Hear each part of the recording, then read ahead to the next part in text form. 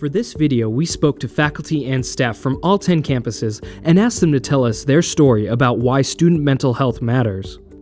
It is our hope that their testimonials promote further engagement in offered mental health trainings, increased attention to the signs and symptoms of distress, and compassion for those in our community who struggle with mental health concerns. When did you first take an interest in student mental health, and why? I first took an interest when I saw an increasing number of students with conduct issues also presenting other things like depression, stress, things like that. I think there's a close connection between student conduct and mental health, and it kind of got to a point where I realized I needed to educate myself more about the mental health side. Thank you, Courtney. Don, would you care to share your experience? I think I became very interested in this topic when I was a graduate student myself in the UC and carrying the burden of stress going through the post-BA process. And so I had some wise people who guided me through that process and helped me manage my own stress. And so that was my introduction to the topic by facing some significant challenges myself. Can you tell us about a time when you were able to put your knowledge to work to help a student, colleague, or family member? Yes, I actually had a time around last year where I received a call from a professor because there was a student who had received an A on their first paper, and then the professor hadn't seen them for about 2 or 3 weeks. And they were a student who were absolutely involved on campus as well as participating in class. And so the professor was really worried about that student. I spoke with that student. They said that they felt like they were in a really sort of depressed state of mind and that they didn't want to come out of their residence hall room. And so we sat and we talked for about 45 minutes around all the challenges that they were having. And by the end of the conversation, the student assured me that they would actually meet me the next morning, where I walked them over to counseling and psych services. And so for me, that's one of the things that sticks out in my mind about why I also continue to do this work and why it's important. But it's also one of those stories where it's not just one person's responsibility on campus to make sure our students are safe, but it's everybody's, and we are a community. And so it was really helpful that that professor actually reached out to call someone. Great answer, Akira. Okay, Andrew, your turn. I certainly have helped a number of students, who maybe have come to my office hours and been, had a mental health issue or wanted to discuss a mental health issue. And so I've talked to them and I've tried to find appropriate referrals for them. Sometimes students have come to me hoping to see me, but that's not possible. That's not ethical for me to see a student. And so I try to discern what the concerns they have are and what the appropriate referral source would be. Often that's simply to CAPS, the Counseling and Psychological Services Center, but sometimes there's, they want to go more privately. And so really, the most common scenario is me being in the role of helping them find an appropriate referral. What are some signals that a student may be struggling that a staff or faculty member might notice? Well, there's a number of things to be aware of. Oftentimes, students that are struggling psychologically show evidence of it in their physical demeanor. So they may be kind of disheveled, not taking care of how they dress or keeping up their personal hygiene. They might seem lethargic or listless, low energy. You may see big changes in terms of weight, either losing weight or gaining weight in a noticeable way. For faculty, sudden changes in a student in terms of their academic performance. If it's a student that you know is capable and can do well and isn't coming to class anymore, isn't turning in assignments, does very poorly on exams, this is often indicative of a mental health problem. Thank you, Mirla. How about you, Claudine? It could be withdrawal. It could be they're not showing up for class.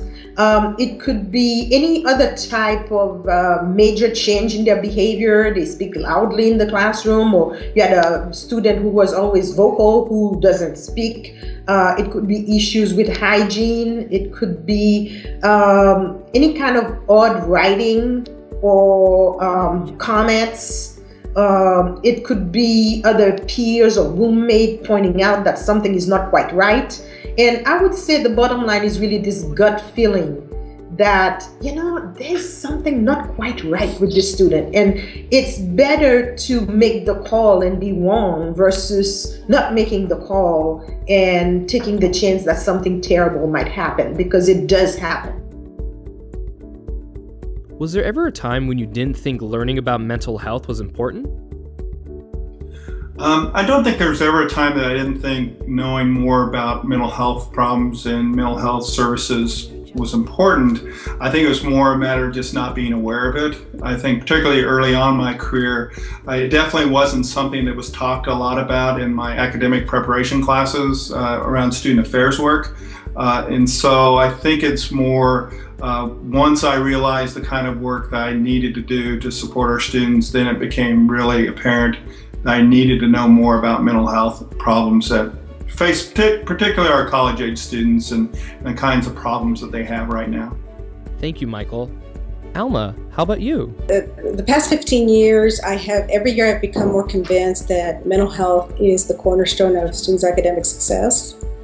So I am a proponent of therapy and exercises and other strategies of maintaining a healthy mental state, so that one can make good choices and be able to achieve whatever they set out to achieve, and then also learn some lifelong strategies, because stress is not only, these conditions are not going to be only here at the university, they're going to move into the workplace and life in general. So we see that we're also trying to influence students for the rest of their lives.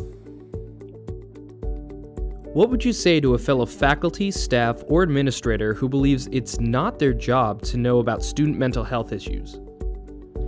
Yeah, well, obviously I think it was unfortunate. I would want them to really understand what it is that our students potentially can go through as it relates to mental health issues. There are a significant amount of students that I know and that we understand through research that can go through mental health issues. And if it's that faculty and staff or staff member that is dealing with that student on a one-on-one basis more so than anyone else, and they're not attuned to what might be a sign from a student, then we're really not doing our jobs. We're not going to be able to educate them if they're struggling with those mental health issues. So it's everyone's job, and I would hope that that faculty or staff member has a significant interest, because it should be a part of our work. Thank you, Kevin. Ken, what are your thoughts? Unfortunately, there are some people who feel that way, and I would say to them, your job is in being in an institution of higher education like UC Riverside. You're in the arena of education and developing, young minds. So to dismiss mental health would be doing the students a disservice and the university a disservice, because it's a reality. That would be unfortunate, but like I said, there are some folks who really believe that it's really not important. But until I guess they really walk, in the shoes of someone that's mentally distressed, or maybe have someone close to them or a family member, then they'll never understand. Are you familiar with the Red Folder Initiative? If so, have you used it? And was it helpful? So what I've used the Red Folder for, and when I've given it to student staff, I've explained it as it's a handy guide, I guess. It's kind of a cheat sheet of how you can see something, say something, do something. Is kind of the slogan that we have on our campus, and it contains list of resources, of phone numbers that you can call or that you can refer students to in the event that they need support, or especially if there's any kind of crisis situation or anything that they're experiencing and you in the moment might not know how to respond, but that there's someone on campus. Thank you, Laura. How about you, Kirk? I have used this folder, and I think that this really breaks it down in such a way that it's very clear how quickly we can connect someone to the right resources, and it really makes it clear that we don't need the professors or staff members to be the experts. There are experts who get paid and have tons of expertise in these things. I think whenever we see distressing behavior, when someone is acting out in any way, and this is an extreme example, but whenever we see behavior that is alarming to us, I think there's a tendency to maybe withdraw and perhaps try to avoid it and refocus on others. And again, I think that that's a disservice. I think we need to take the time to take a look at something like this folder, which is a great resource, and we need to make a call. And we need to be the ones to say, call up the counseling center or whatever, whichever the most appropriate, referral source is, and say, you know what, I noticed this. I don't know what it means, but I do know that I saw it happening and I wanted to make you aware. If you could say one thing about student mental health to faculty, staff, or administrators across all the UCs, what would it be?